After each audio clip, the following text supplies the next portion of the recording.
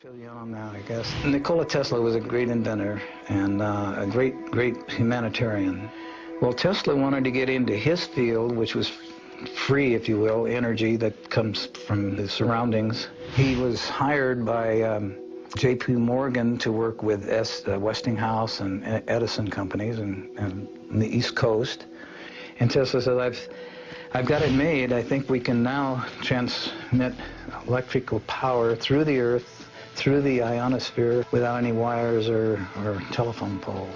If you gave a device, like a free energy device, a generator that would service all their needs in their home for free, they could then bring out their creative talents, which they were born with and have been suppressed because they've had to toil for a living. They could be tremendous artists beyond our dreams, tremendous engineers beyond our dreams. J.P. Morgan was not buying it. He said, no, we're going to have to tear this stuff down. So Tesla kind of pulled back into himself and decided, well, I guess it's not time for this.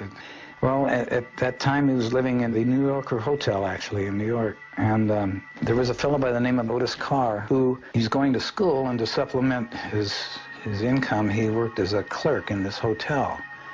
And Tesla and him became acquainted, and Carr was a sponge. He loved science in every way, shape, or form, but he was a natural science. He believed in the same thing Tesla did, that there's no limits to natural science, and everything should be on a simple level.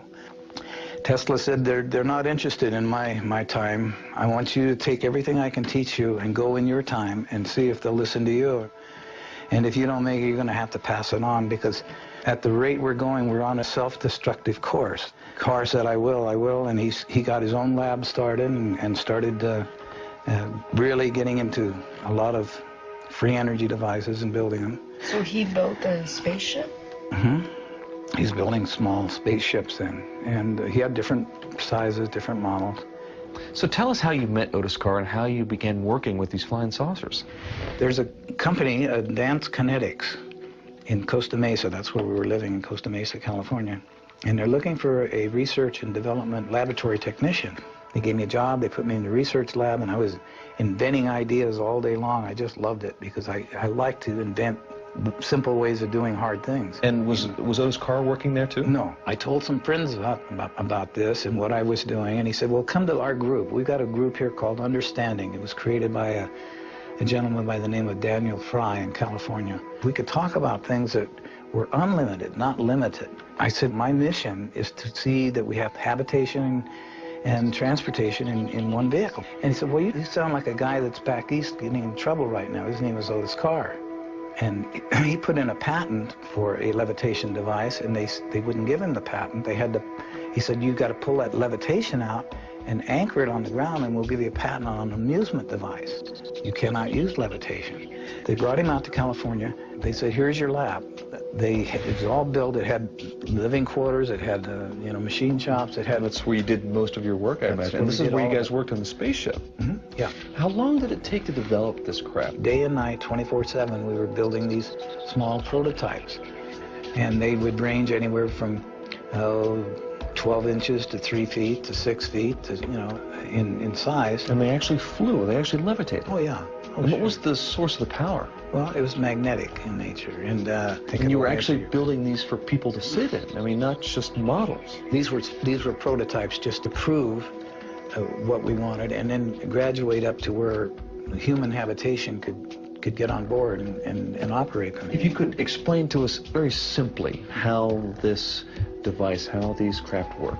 In those days, we had counter-rotating wheels, one going clockwise and another going counterclockwise.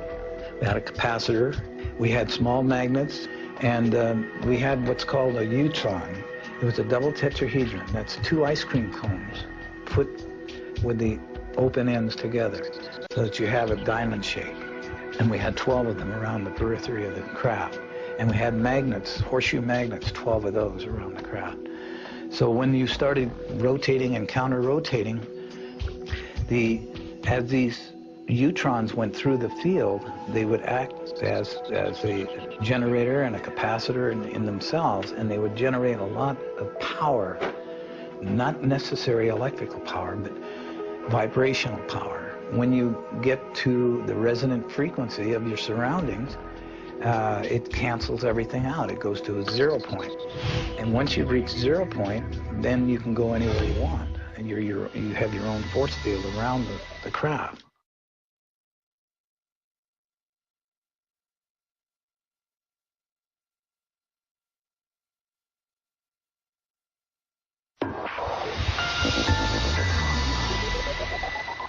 You control its up and down and left and right movements by how fast it spins or other gyros in there? Yeah, the ones with the models we had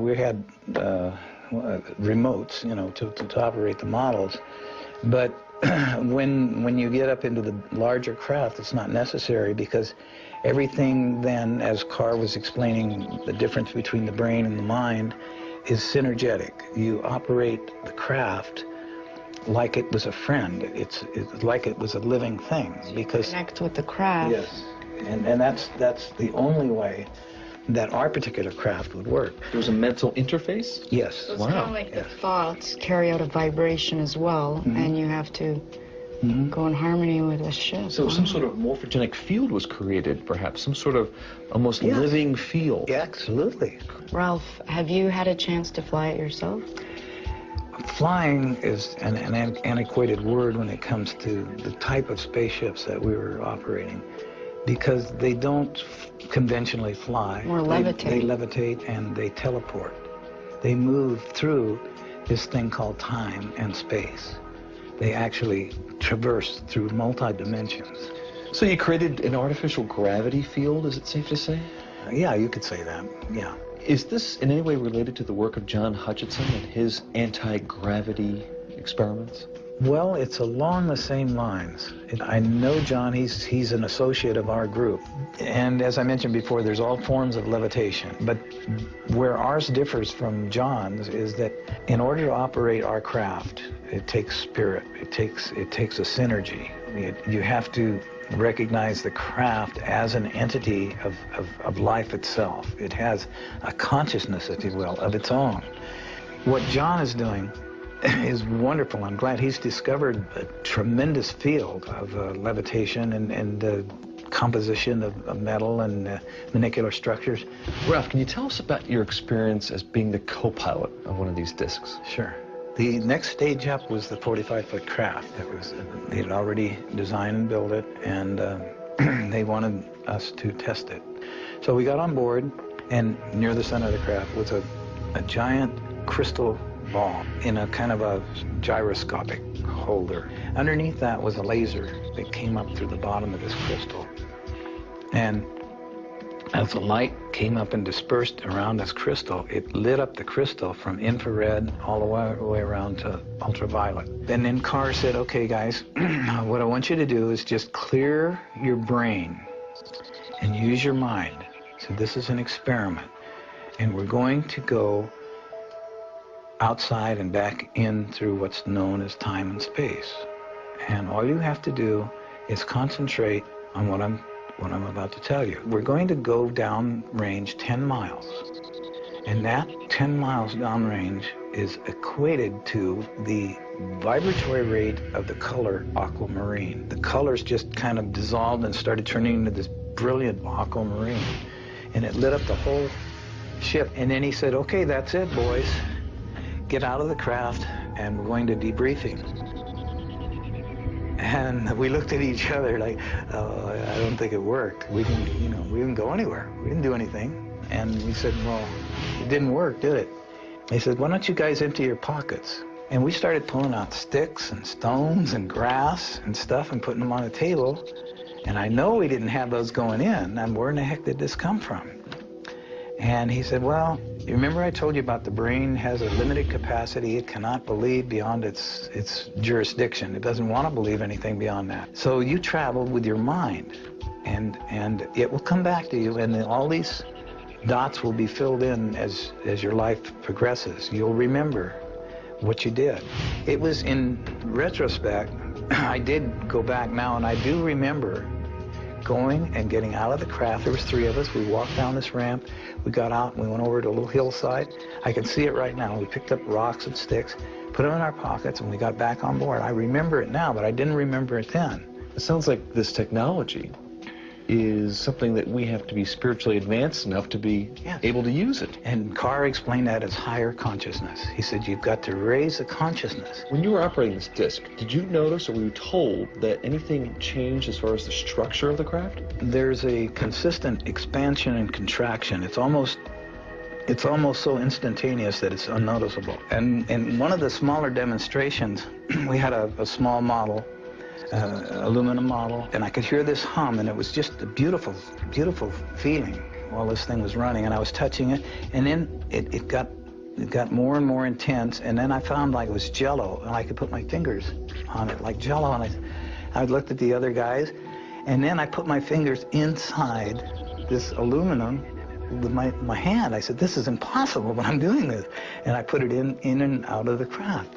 And Carr was over there because he said, you're energy, and that's energy. And when you understand that, and you get a harmonic with energy, you get a balance, you can do anything. There's no limit. So the next day, he had another model, and we put it up, but he was going to accelerate beyond. He says, these retinas are like cameras, are flashing at milliseconds. And when you flash fast enough, things seemingly disappear. So with that in mind, here's our next demonstration. So we fired this one up, and we were all watching it, and I was getting ready to put my hand in it, and whew, the whole thing disappeared right in front of us. He said it's quite simple. Tesla did this all the time in his laboratory, and it's teleported. He said, well, where did it go? And he said, well, it might have landed on somebody's dining room table. I don't know. He says, I don't know yet where it went, and I don't know if it'll come back. Maybe it'll show up someday. Maybe it's gone. Maybe it's still there. But we just don't see it. So we don't see it, yeah. And it's out of our dimension. And he explained that the mind, when you tune yourself high enough and you get into the mind space instead of the brain space, instead of logic or instead of reasoning or instead of all those things, you just get up to a sense of knowing. You know who and what you are. That you're a created, immortal, infinite being. And we all are. And he said everybody on this planet are gods by comparison, and they don't know it. They're asleep. And until they wake up, this is what our job is. We're making these toys, trying to get them to wake up, to realize there's no limits to what they can do. They don't have to live in servitude. They don't have to live in poverty. They've just been told that by people that unfortunately want to control things. Carr explained to us that the brain that we have operates this water vessel which we live in. But the energy that inhabits the vessel is who and what we are. We are energy. We're not bodies. The energy is all magnetic in nature. It's free in nature. We're swimming in energy. Well, before we could get any further with it, we were invaded, if you will, by people with a piece of paper that said they were at this time closing us down. The paper read that we were attempting to overthrow the monetary system of the United States, and that could be construed as high treason, and we were shutting you down and confiscating all your equipment. Wait a minute. Didn't John Hutchison say the same thing about the Canadian government? That they confiscated his entire lab at one time? I stayed in touch with Carr as much as I could, but as soon as I contacted him, I was contacted by somebody, and we told you to stay away from even thinking about this. Well, what did the energy companies do to Carr? The powers that be, namely the power companies, weren't quite interested in anything to do with Tesla or Carr. They didn't want this information out. It was even beyond the energy company. It came down to, and it can be traced to this day, back to the international banking system out of England. That's where this all started, the monetary system per se. Because his inventions were so revolutionary, would it upset the whole banking system? Yes, it would upset everything. They had a very, very earnest effort put forth to eliminate Carr and his inventions and his ideas.